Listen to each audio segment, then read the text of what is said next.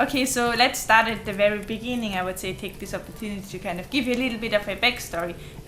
We were born in a little village just outside of Vienna in Austria.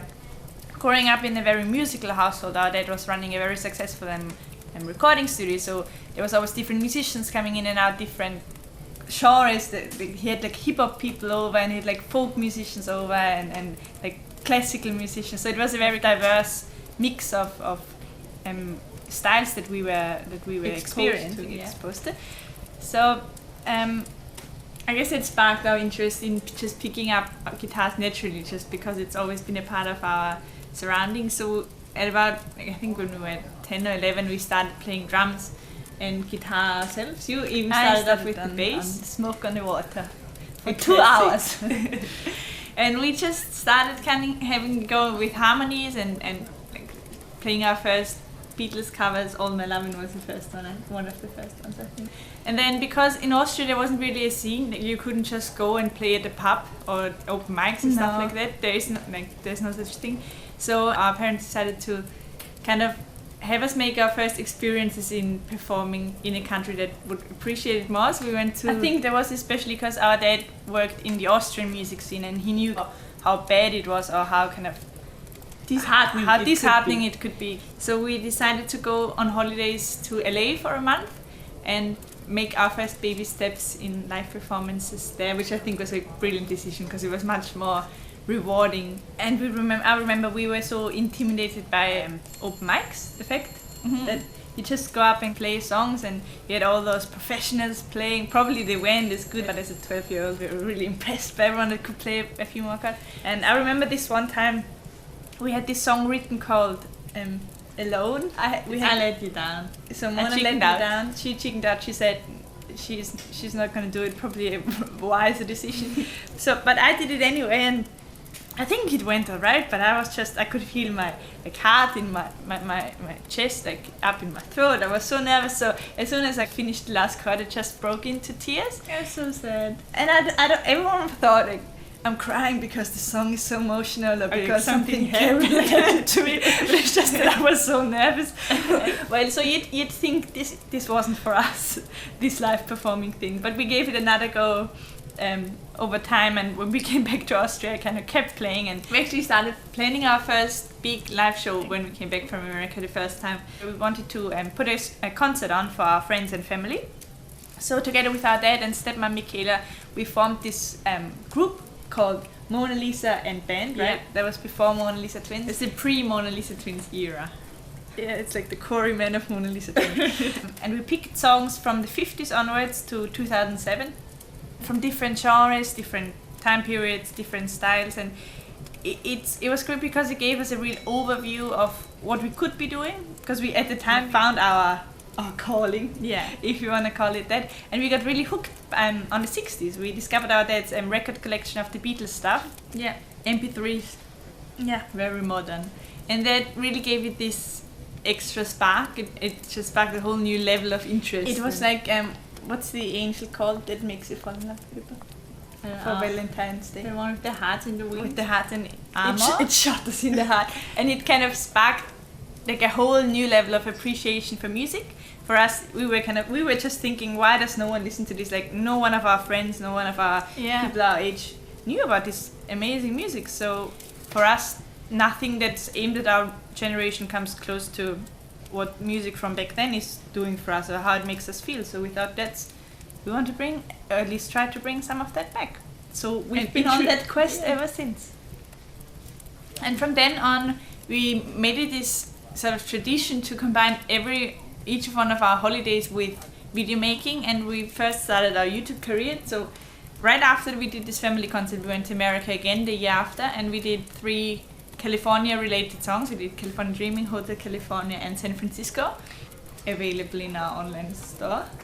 And we uploaded that on YouTube, and those are the first videos that really got interest and got other people like writing comments, and it started to get hits. So, and I think that's when we thought like that if this actually works, if people actually care about what we do, there's no turning back. Like, we're gonna go either all or nothing. Yeah. So because we did have the amazing support of our family, but we thought, okay, we have this great opportunity, like let's make the most out of it. So when we were about 15, after 10 years in school, we actually made the major decision to drop out of high school, which for us was definitely the right decision. It's probably not good if you don't have a plan for after you drop out, but we had the support and we had a strategy on what to do after we finished school. And we weren't also, just want to say, we weren't terrible students, we were actually really good students. Yeah. Just wanted to throw that out there. Just want to brag a bit. Yeah, no, exactly. but we did drop out with a plan. And we spent the last 6 months of our education in Adelaide, which is on the south coast of Australia, and we learned how to speak English there, because Lisa and I didn't even go to the same host family, so we had to be on our own and manage how to live in the free world without anyone speaking German. And I think we learned a lot in the 6 years, and it set us up 6 months. 6 years. And it set us up for the future.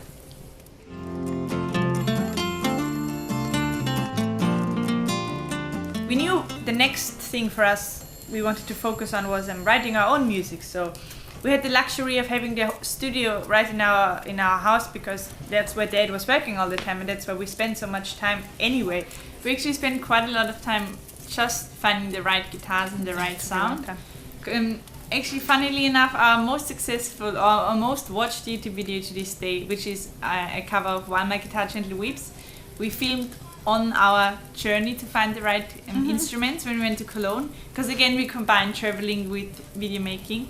And yeah, we were going, when you talk about sound, we were going for a very 60s sound, because that's what we were really into at the time, and well still are, but that's where we thought we want to recreate that sort of sound. We want to have those guitar sounds, we want to have those drum rhythms and patterns, so we needed to find out how to recreate that. And actually now that we live in Liverpool, we'd have a much easier time finding that gear, because like half of the bands that are in this town use their guitars, but in Austria you couldn't even get it at the shops. You had to travel far to Germany to find a Rickenbacker guitar. So no, true though. We actually had to, and we tested our favorite guitars there, and then came back with the right gear and really full on created our debut album with originals. So many of the songs that we were writing during that period would be very personal things. For example, the song called The Wild Wild Land, I think, would be the major example for that. It was about our grandma who used to live with us at the time in our home, and she suffered from Alzheimer's. So when she passed away, we wrote this song, and we weren't planning on putting it on the album, but it happened. Yeah. It happened to be in that while we were time frame that we thought, all right, let's just add an 11th song, and we're really glad it did. Like, many people could connect with it, because I think lots of people know someone that suffers from the disease. And we had the cheeky advantage to be able to record in a professional music studio with a producer and an engineer that had years of experience, which just happened to be our dad. So we could go there all night and all day without having to pay any studio fees. So sometimes I made him dinner now. But yeah, no, that was a super cool opportunity, and we just spent weeks or months or nearly years there, just figuring out sounds and creating the masterpiece that is When We're Together. I shouldn't call my own stuff master. All the songs that were on the album, we wanted to play live then afterwards. So since Mona was playing the drums in the studio and our dad was playing the bass in the studio, we didn't have a live band yet. So that was the next part that we were working on, kind of putting together a pool of musicians that we could play with over the next, up until now basically. Back in Austria starting off, and now in Liverpool we started doing auditions, and we just started to book our first gigs in, and it was a very exciting time. I think it was a steep learning curve, and we definitely learned a lot in the first few months of playing live as a band. We had some terrible shows, man. Oh, we did. But we also had some great ones. You know, it started off being lots of terrible and a few good ones, and now I think mainly good ones and a few terrible. Yeah. I don't think they get terrible these days, but we improved, and I think that's the whole point of it. It's getting better with every show, and there's no better practice ground than live stage.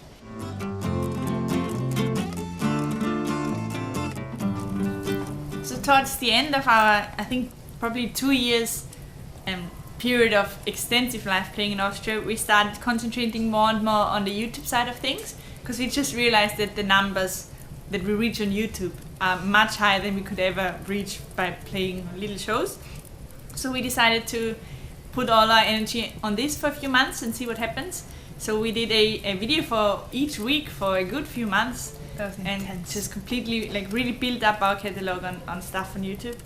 And yeah, that gave our online presence a huge boost.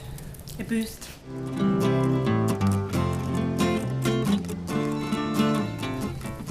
Well, we realized that, or we thought anyway, that even though the YouTube side of things was picking up really well, we were still in Austria where no one really cared for what we were doing. So we thought it's probably best to get out of here at some point.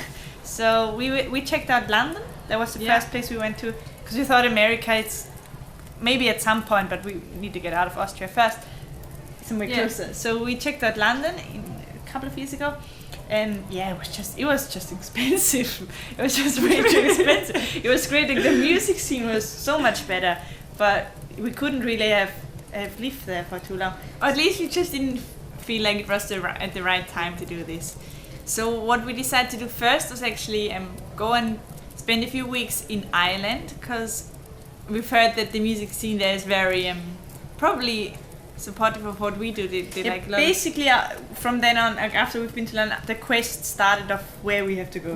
So we checked out Ireland first, and actually while we were there, a lot of interest grew in Liverpool, which was the perfect timing, because it's only a 2-hour ferry ride or something from Dublin to Holyhead, close to Liverpool. So we cut our stay in Dublin short and went straight to Liverpool. And that's when the new part of the journey started.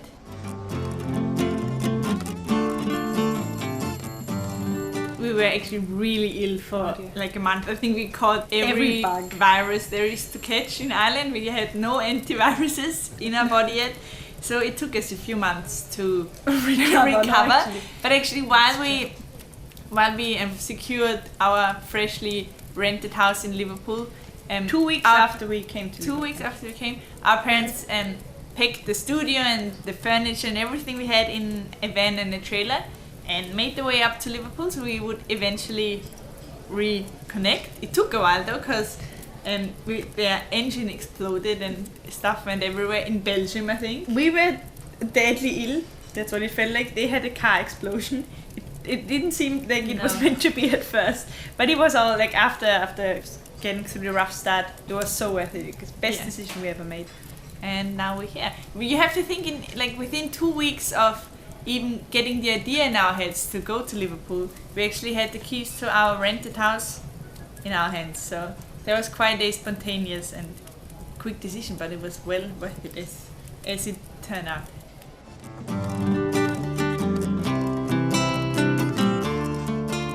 So from then on, we tried to establish ourselves a bit more in the UK music scene. We went on lots of the local BBC stations. They were all really helpful. They really helped us push our music forward and get it on the air. And then at some point we were looking for a residency place, so somewhere where I could regularly play. And we actually on a whim decided to just ask at the Cavern Club, which is the most famous club in the world. Because when we visited Liverpool for the first time in 2009, we basked in front of it. And it was like dreaming, this holy place. Dreaming about one day playing inside of it. And when we asked the guys that run the Cavern Club if we could have a spot, they actually knew about our music already, and they put us on a Saturday night, prime time, which we thought that's the ideal spot. Saturday night residency, every weekend, great crowd from all over the world. It was so much fun. The last 2 years, because we actually finished that residency recently, but for that period of time, for the 100 shows that we played there, it was just so much fun. We learned so much. It was such a privilege playing the same stage that our biggest heroes have played before. But yeah, the only downside to it would have been we wanted to concentrate on our original music, and we didn't want to get stuck as the tribute band. But other than that, it was a fantastic time, and we just thought it's time for the next chapter. Let's move on to the new album, and that's where we are currently at.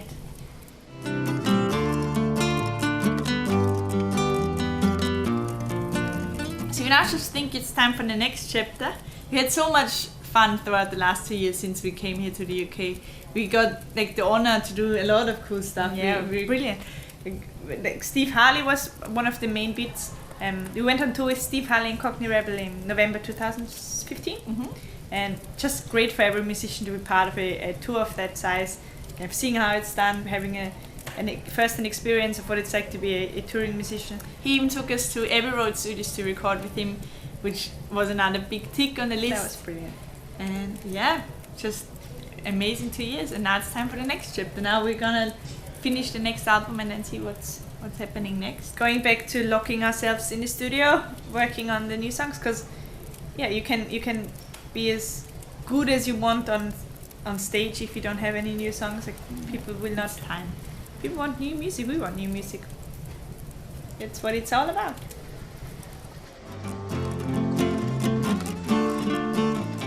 We did try to venture out a bit further this time with this album, exploring different musical landscapes that we haven't dared to walk on yet, but all while staying true to the roots, to what we believe is good music. I think it's quite a natural progression from the first album. It just felt like we grew up a bit and the songs grew up in a natural rate. And exciting news as well, that we've got a very special guest recording with us on some of the songs. Do you want to say? Yeah. John Sebastian, the lead singer of The Loving Spoonful, agreed to be on the album. And besides being a brilliant songwriter and singer himself, he's also a amazing blues harp player. So you'll get to hear some of this on a few of the new tracks.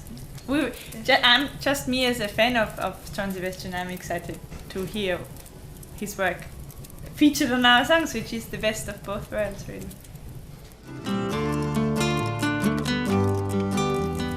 Yes, it will be out fairly soon. We will announce a release date and a pre-order through our newsletter, so people can join us there. And yeah, through that you'll get informed about what is happening.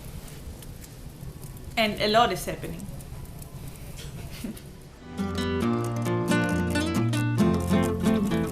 What I really love about the people that write into us and send us messages on Facebook and that sort of thing is the cross-section of age and background that write to us. So we get people that are much younger than us, and then we get the whole 60s generation. You have the 12-year-old Indian girl, and then you have the kind of 70-year-old Canadian woman. Like it's such great diversity amongst the people that listen to our music. That's brilliant.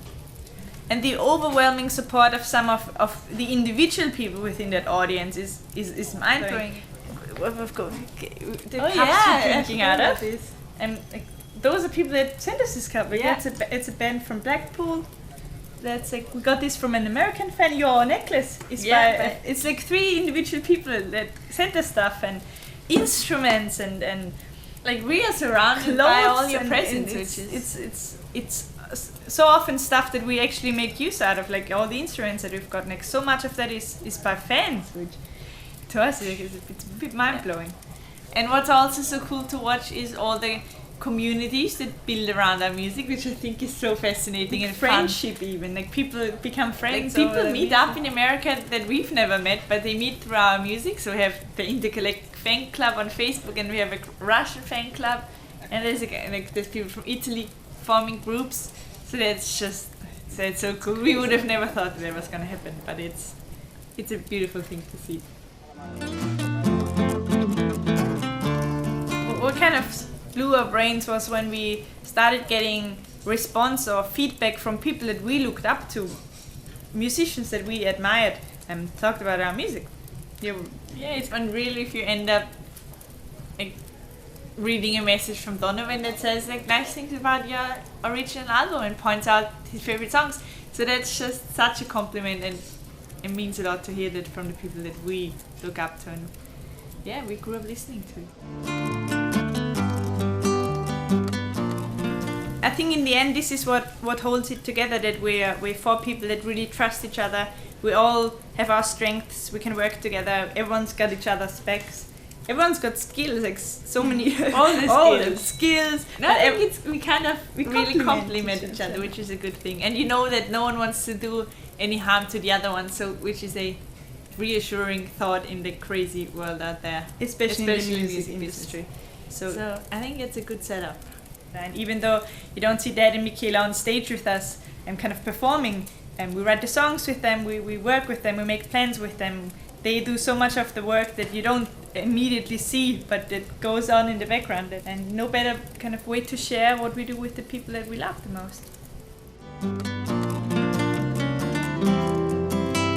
The reason why we're not signed with any major labels is by choice. We created Vulgus Records a while ago because we just found it's a much safer, which sounds a bit strange, but more reliable route to do it your own way rather than hoping to be that one band that gets featured by, the big guys. It's much more rewarding. You can die trying to become one of that 1 in a million people who makes it that way. And I think way too many people are chasing this dream or chasing this vision of how it should be or how it's always been, and they just get illusioned so quickly because that's not how it works this day, or that's not how it works 1 in a million times. Yeah. And even if it does, there's so many disadvantages. So we just rather do it the way we want it and have. What I love is that we have direct communication with our audience. I think the industry is shifting now. People do realize that the way it used to be done is not working anymore, and you need to find your own way of reaching your audience, your fans. Basically, what we've gotten so far, the response we've gotten from people, like people have picked up their guitars after years of not playing, or we've got this one lady from Liverpool who started drawing again, who created a whole gallery, like something that doesn't even have to do with music, but we inspired her to, or the music inspired her to follow her passion. It's stories like that that make it really rewarding for me, I think. So that on a bigger scale would be what defines success for me. So it doesn't have to be like the numbers in the bank account or the hits on YouTube, but more like it's the how many people you reach and actually can make a difference and a positive change in their lives. That's the best part about it. I think that's success.